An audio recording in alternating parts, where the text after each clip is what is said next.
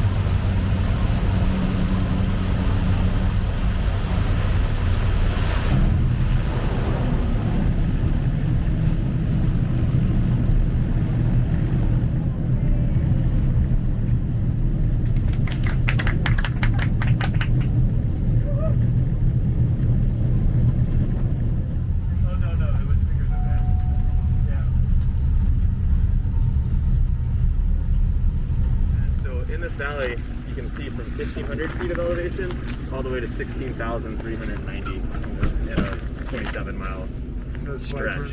That's Blackbird, yeah.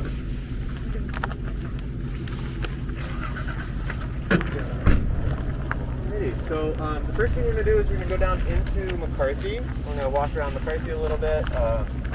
There are two towns here, Kennecott and McCarthy.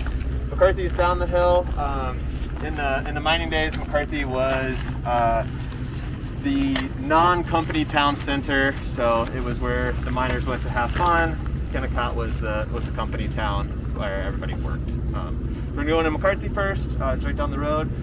Walk around, give you a little bit of history, then we'll head up to Kennecott and do the same. Okay. If everybody's ready, we'll mask up and hop in the van. I know. But you still can find the old railroad spikes. So you have to find them. But you can find them in the road. So we're getting down into McCarthy now. This is a good landmark for you guys. This is the potato, in my opinion. Best food restaurant down here.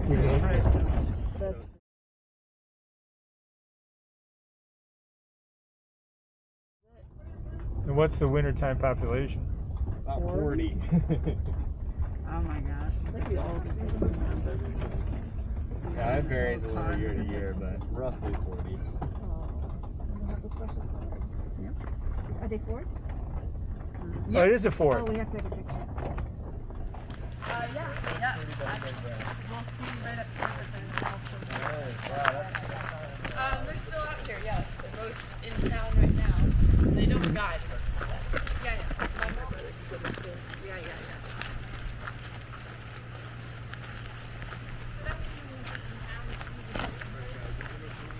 So during the time of operation, there were a couple different powerhouses producing energy for the area. There was one up in Kennecott that we'll see later today, and then one down here in McCarthy. This one's now occupied by one of the guide services in town, St. Elias Southbound Guides. So, kind of a cool old structure.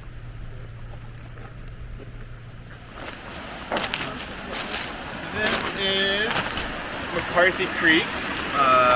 Really fun river to boat on.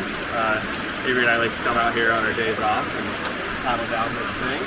Are you guys familiar with what pack rafting is? Have you heard of pack rafting before? Yeah. So it's part of our itinerary on this trip, but it's really big in Alaska because of our lack of roads. So basically what a pack raft is a 8-pound inflatable kayak that you roll up, put in your backpack, and hike to whatever river you want to run or lake you want to float around in. Blow that thing up, and you've got a really fun kind of toy for floating around, pretending like you're a rubber ducky. So when we get back from the backcountry portion of our trip, we're going to do a pack rafting day where we'll have all those bags packed with boats in the backpacks. We'll go for a few mile hike up to the Glacier Lake, float around the base of the glacier, and then deflate and head home. Oh, I thought we're gonna go down this. We're not going down this one. There's one little like class 1 rapid that we'll do, but no rapids on our pack rafting day. Just floating around the Glacier Lake.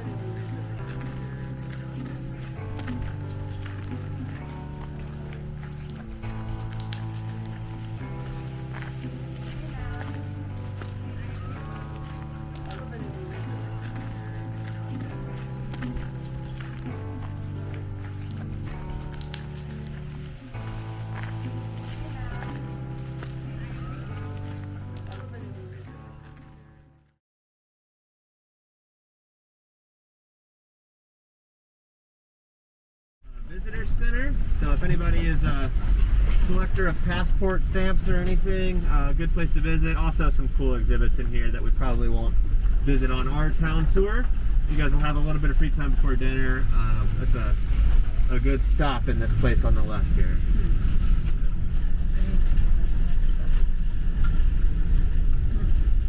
And this is your lodging for the next couple nights up here on the right. It is a replica of an original building that burned down. Really nice. There's a trading company right there. Yeah. Maybe they have postcards. Okay, so our next step is we're going to unload our bags. We're going to take them up into the lobby of the lodge here. They're going to store them for us until your check-in, which will be about 2 or 3 o'clock when we finish the town tour. Okay.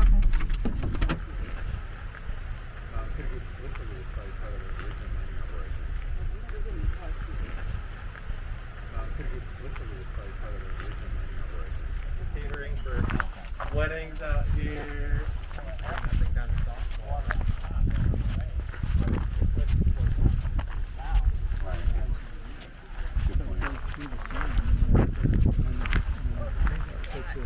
It's the degree rating version.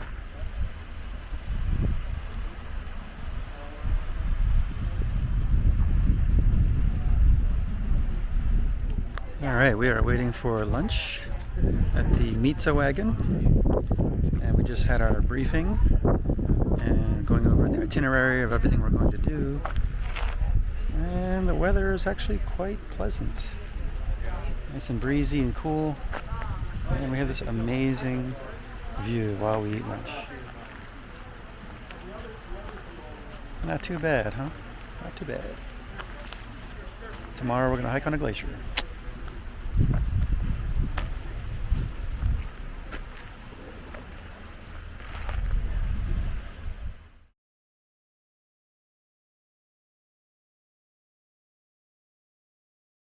All the letters that people have. Sometimes we'll still mail them for you. But it might be a couple months late. I bought some cards, so you give them to the hotel? Or? So, yeah, we can drop them, or you can drop them at the mail shack, which is where... That's the 16,000. Are there photos?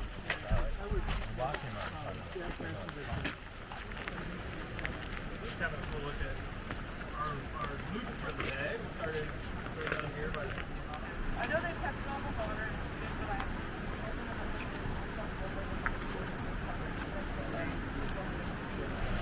Nope. Really, most of the water are as long as you're above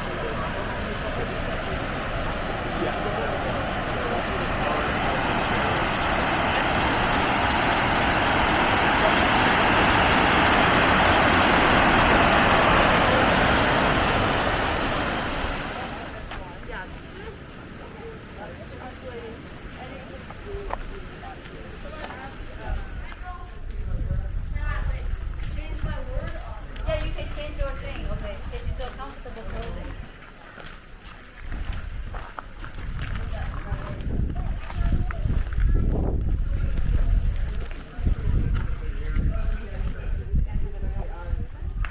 yeah, so the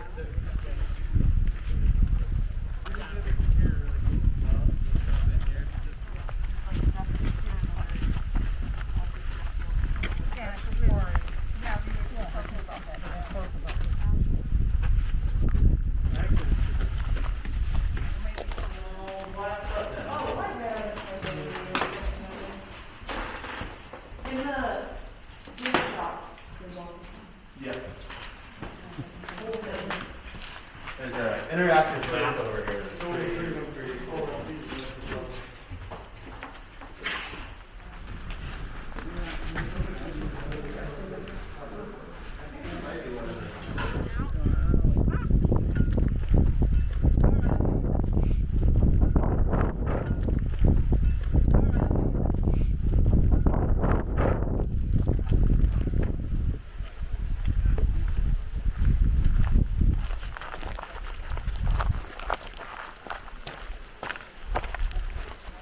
That gray layer up above, and what's called Nikolai greenstone, which is that darker area down below. The greenstone was formed by volcanic activity underneath the ocean, and then it bubbled up enough that it started getting layers of limestone, which is basically dead sea life, on top of it. So it's got a bunch of, if you look at the limestone up close, it's all these individual layers of basically decomposed seafloor. Yep, and so that formed on top of that volcanic layer. And the copper was all found at that contact, so right where the greenstone and the limestone sit on top of each other. And my understanding is that it took basically the Rangalia plate, which ground its way up the west side of the United States, to crash into the coast of Alaska and uplift all these layers onto a diagonal that allowed for the chemical reaction to occur between those two layers that resulted in the giant copper deposit.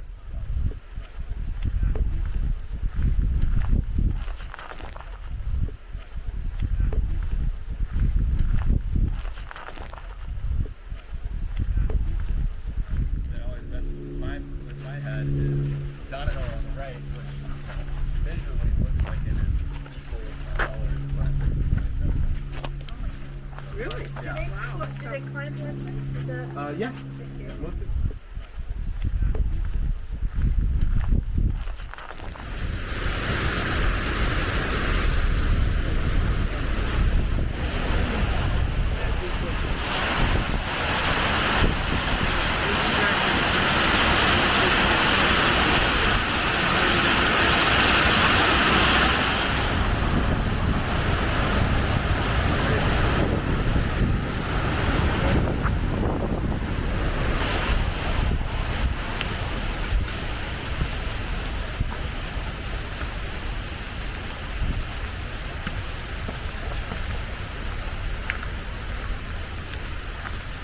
You get people who are from, there's one in Miami.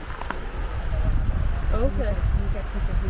This row of houses that we're going to walk up to in just a minute is called Silk Stocking Row. This is where the upper management lived. So upper management allowed to have wives. The ladies were rich enough to afford silk stocking for their wives, and they'd be up on the dry lines out front. So that's where this like somewhat tongue-in-cheek came to.